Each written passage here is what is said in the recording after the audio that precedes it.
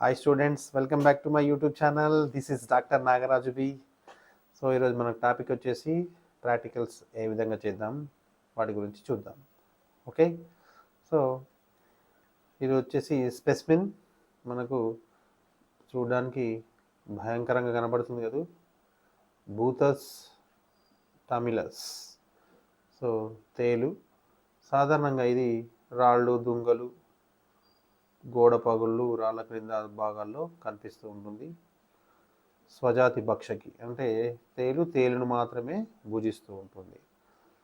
ఇకపోతే దేహం 3 భాగాలుగా విభక్తమై ఉంటుంది. పూర్వాంతము, పరాంతము. పూర్వాంతం చూడండి, 2 కొండీల మాదిరి ఏర్పడినటువంటి నిర్మాణాలు ఉన్నాయి. తర్వాత క్రిందుగా మధ్యస్థ భాగము ఉదర భాగము, చివరి భాగము తోక భాగం, ఖండితయుత నిర్మాణం.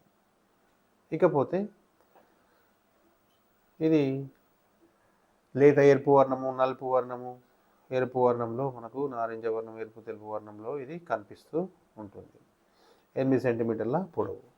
చివరి భాగము గ్రంథియుత భాగము, దీన్ని మనం తోకయుత భాగం అన్నాం. చూడండి, తోక విషగ్రంథిని కలిగినటువంటి కంటకంచే ఇది ఏర్పాటు చేయబడి ఉంది.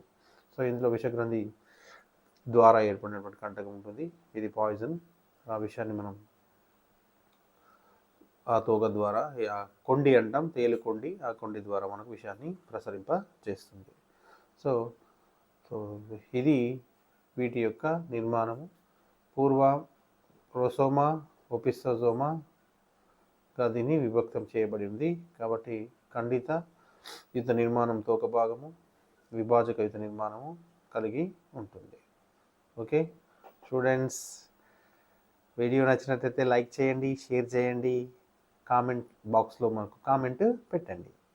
Thank you, bye bye.